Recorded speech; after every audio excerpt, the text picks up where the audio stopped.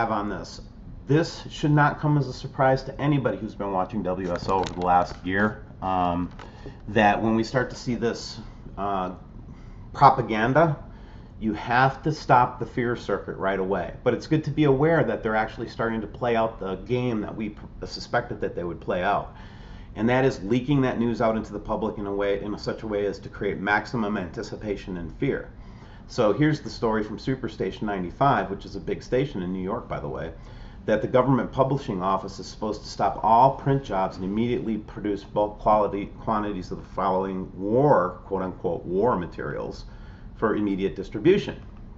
Emergency Housing Manual, and you can see this, mortuary services and civil defense, ration board instructions for post-attack consumer rationing, post-attack recovery from nuclear war food crops, what planner needs to know about blast and shock, blah, blah, blah, blah, blah. Superstation 95 source in the government told us the original DHS communication was forwarded to us by FEMA themselves, and then they followed it up with proofs of all the documents they wanted us to print. Priority urgent. So again, on the one hand, you have to say, man, if the government knows something's going on and they're getting ready to mitigate and try to prepare people as best as possible, that is a role of government. And one of the roles that we've decided in the United States is that the emergency management group FEMA, is supposed to be prepared for these types of disasters. They haven't, they've tried to improve over the last several years, and there's a lot of doubt and mistrust with guillotines being produced and all kinds of crazy stuff that's going on. So the point that I'm trying to make, and this is why I talk about sovereignty, you need to be in a place where you don't have to depend on the government's emergency housing management manual. You have to be independent enough to know where you're going to go, what you're going to do, what your emergency plan is going to be. Because sovereignty is going to be a very important component of being able to get through any kind of a potential disaster situation. You don't want to be at the mercy of the conditions, and you don't want to be at the mercy of the government. And that's the message that WSO has been preaching since we started this channel, and that's one of the reasons why we try to keep you up to date and abreast of all the things that are happening around the world relative to the star system. Now, one thing that we are starting to notice, and I would just put out there too, is that this has been a slow boil. It's been slowly leaking out. We had the Mike Brown announcements, we had all the different things that transpired in 2016, and now we're going to these, kind of distribution of publicated materials. They've distributed, huge, large-scale civil defense stuff on different places around the United States. We've seen troop movements. I mean, there's all these different things that are going on. And again, these are things that would be normal for a government to do, in the sense if they were trying to prepare for, the shock and awe of some type of an event. But again, I think it's just going to slowly progress and slowly get worse. There'll probably be worse earthquakes, but they'll be in localized areas around the world. I'm not sure I buy into, the whole Earth is going to be shaken like a big ping pong ball. I mean, how would we perceive it anyway, other than just to feel a little dizzy? And then the next thing is, this is not a ELE. This is not a life-ending event on the Earth. It's just a phase that we go through celestially. And the main thing is to remember people like Wernher von Braun, who said to his secretary that they called it right out, that they would go through a Russian scare, then they would develop the terrorist scare, and then they would develop the ultimately alien scare, right? So if you think about all of a sudden planets showing up in your atmosphere, how easy would it be for you to introduce and disclose alien life at that point, right?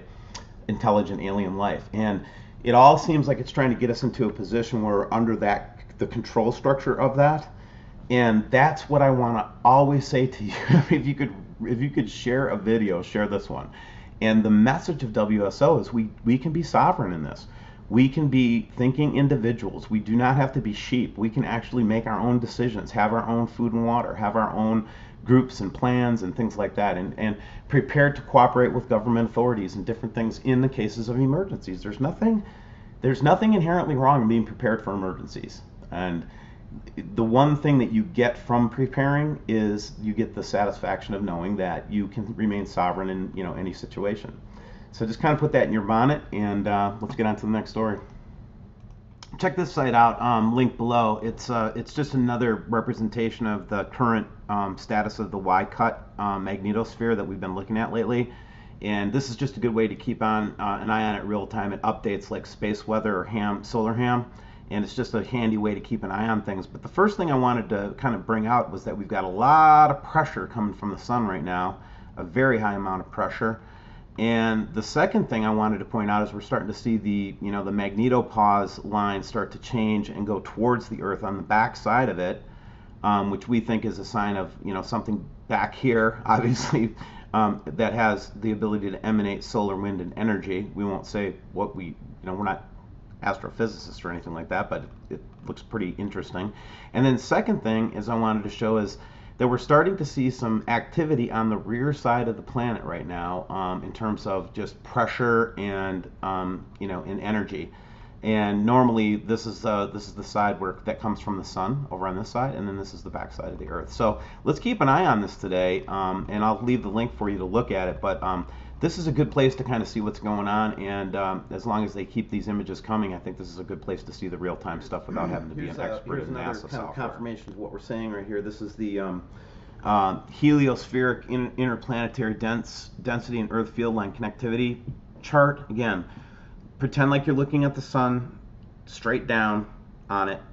The planets are going around it, and you're looking at it like that, and you're in the tip of a spaceship, and the sun is just blasting through space at whatever kilometers per hour, right?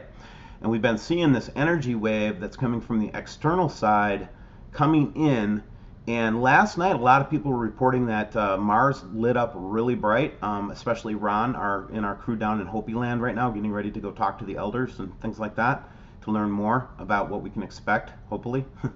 And you can see why Mars would have lit up so brightly as you look at this chart. And as we were talking about from this chart here, coming down here, you can see that we would expect some pressure to be coming from the backside of the Earth right now. And we would also expect for the magnetopause to go in a reverse direction for a period of time.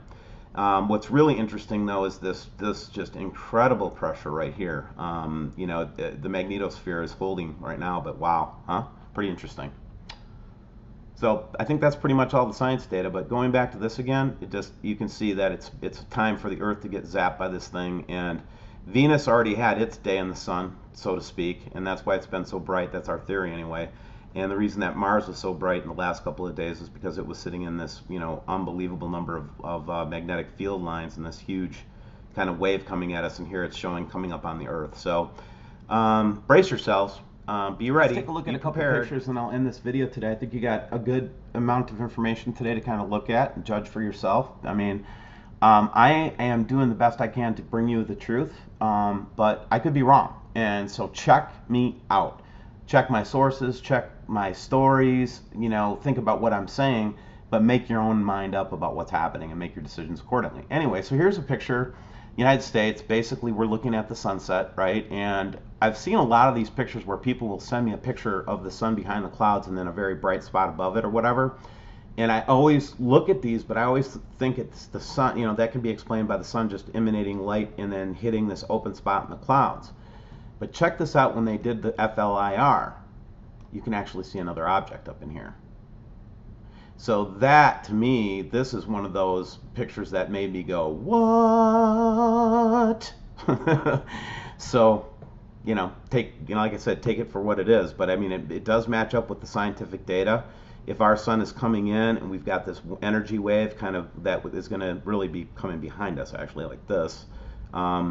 So, I mean, again, it's corroborating evidence. This photo by itself isn't convincing, but when you put it with the other stuff, it starts to actually make sense. And then check out this weird photo from the cameras up in Alaska at Talkeetna, and just again more unusual two-colored stars.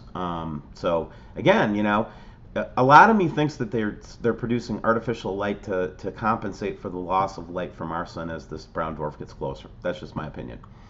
So then you go, okay, well, Steve, you've got a website, and there's a lot of folks that have been having trouble. My original founding members, of course, it's always a problem. I can't get emails through to everybody. So my administrator is giving me the ability to get in there and comp everybody that I know I can confirm that you're a founding member, and all the hassles that you've gone through to make your membership good.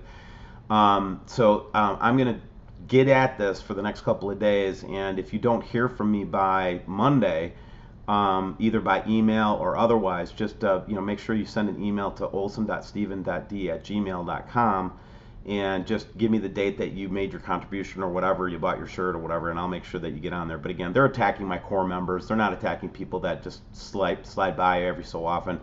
So just be aware that there's kind of like a subterfuge going on here and a lot of different stuff. And please, the best way you can support WSO right now is to go become a member of WSO Live, and the website is below. Please go sign up. That's the best way you can, come in, or you can give us a donation if you'd like us. But again, we're going through a tough financial time at WSO because they shut us down for a period of time, and now we have to recover those funds. We have to go through all kinds of administrative stuff, so we lost a lot of money. And our plans are behind now by a couple of weeks, if not a month, because of it. So just be aware of that, and I pray for you guys every day. And remember, sovereignty means you don't have to be governed by someone else, that you're self-governed.